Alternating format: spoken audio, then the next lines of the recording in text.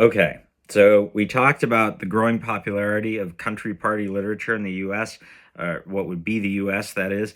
And we've talked about the background of the French and Indian War. We've talked about the anti Catholic paranoia. We've talked about the tensions between colonists and their governments. So finally, we should be ready to talk about the American Revolution, right? Well, are we?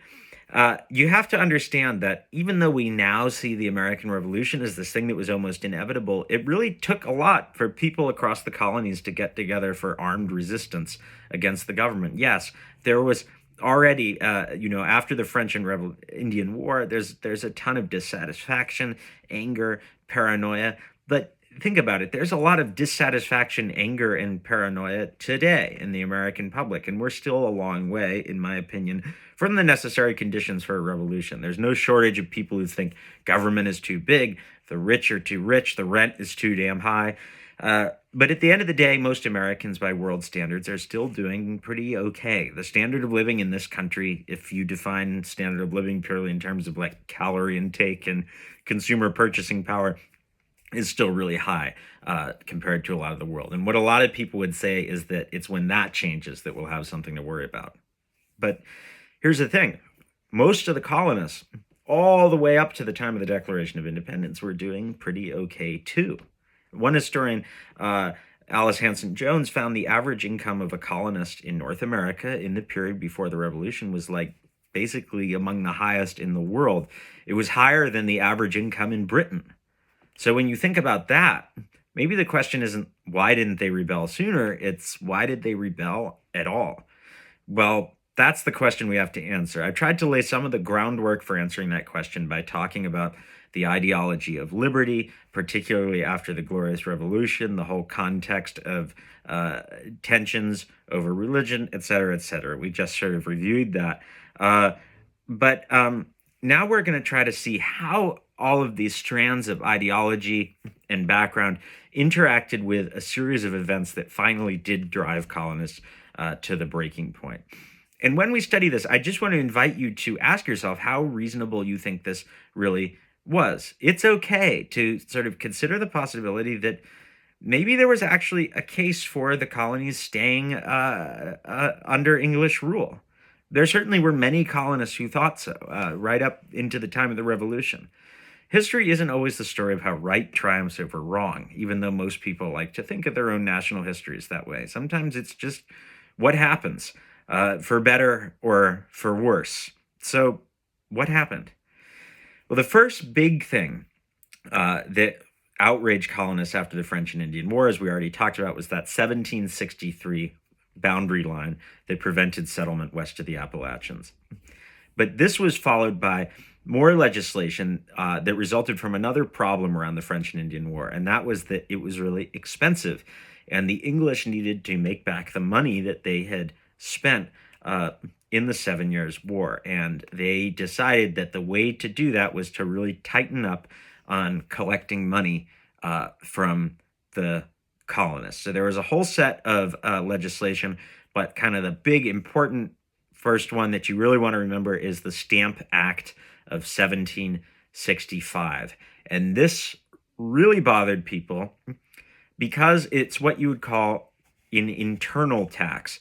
There was some recognition that, maybe the British Empire has the right to tax trade that is occurring between Britain and the colonies. But to tax something that is economic activity that's going on entirely within the colonies without the colonies being represented was seen as very, very unjust. So remember that the idea of parliamentary mixed constitution that they were so proud of and also so anxious to protect was that the king cannot just raise a tax without asking the people through some form of representation, without consulting them. And the colonists are not represented in the English government. They're not represented in the English government, so they don't have the chance to say, we don't want this tax. And what this tax it's a tax on all paper goods, everything from like playing cards to official documents to letters, anything you can think of, needed to have this sort of official British tax, and that tax or stamp, forgive me, a stamp, and that stamp cost money. It was basically like a sales tax. But it really, really bothered people because, especially with their heads full of this country party literature and their heads full of the Glorious Revolution, there was this real readiness to see some kind of violation of this system of mixed constitution, and this was definitely it. It seemed like encroaching tyranny. So there are angry protests in American cities. Newspapers all over the colonies circulated this denunciation of the tax, written by a Burgess in Virginia, Patrick Henry.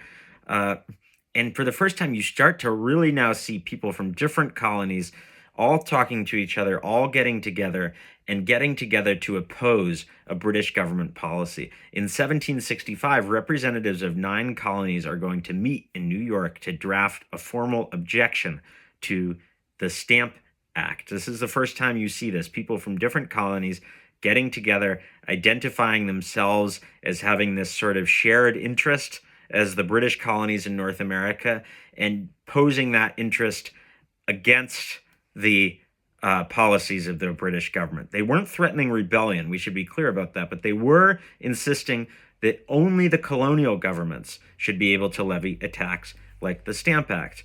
After all, the government that imposes the tax should be the ones in which the colonists are represented. So it should be their own colonial governments that have the right to make taxes like that.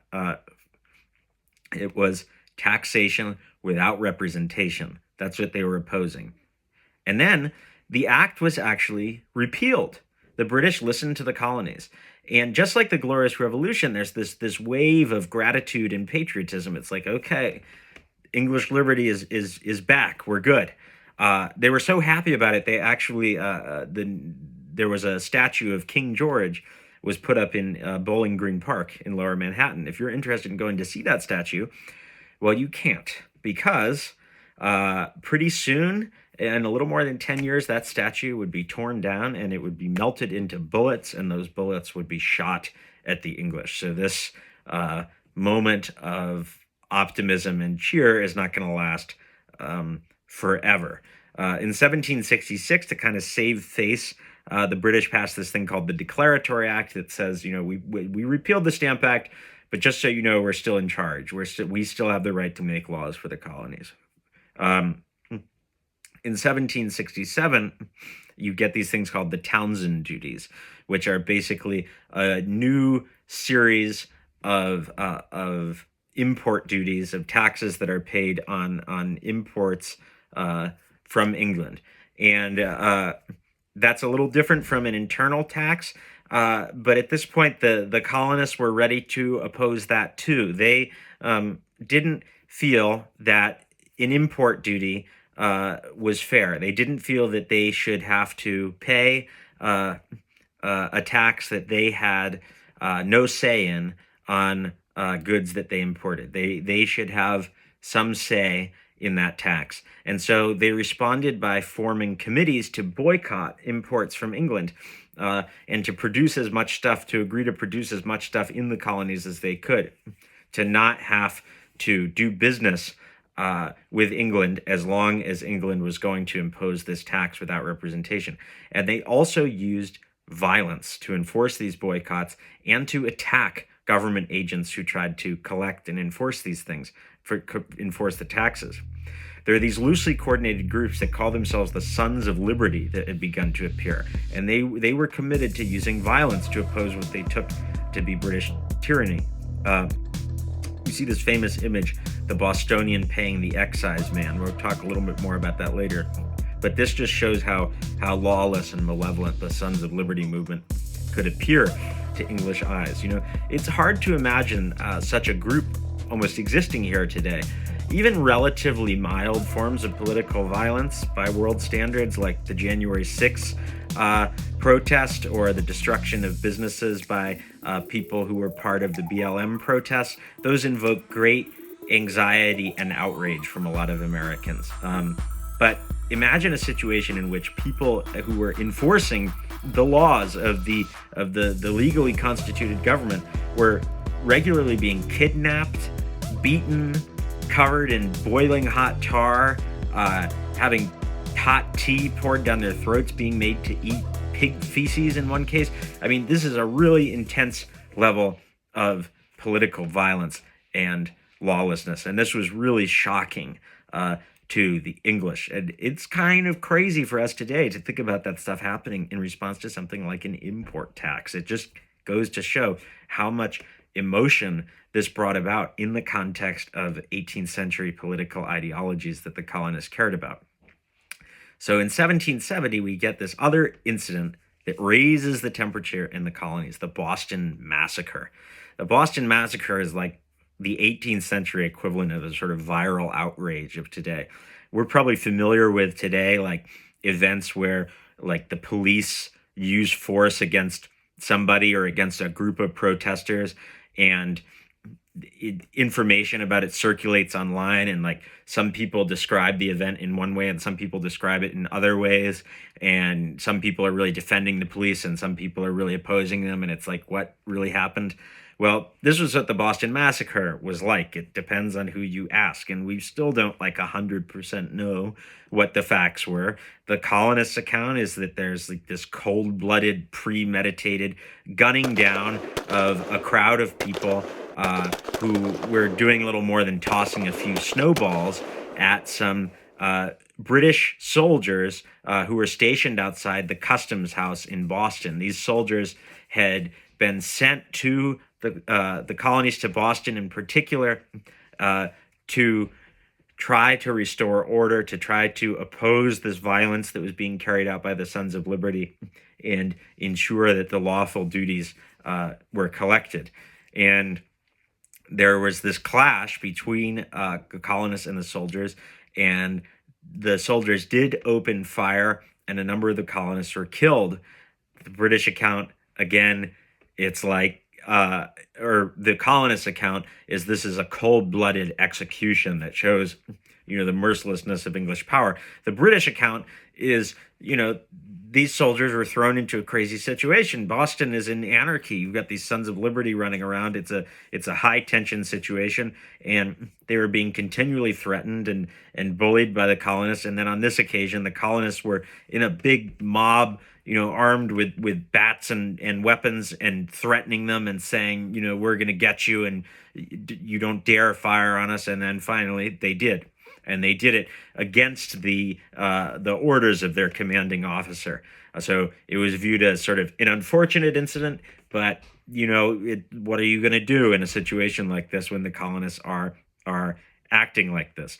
Well, in response to this incident, in an effort to relieve the tension, the British once again sort of relented, tried to show a gentle hand, and they abolished these new Townshend duties. And this did actually calm things down for a while. But I will give you 3 guesses on how long that would last. I'll see you in the next video.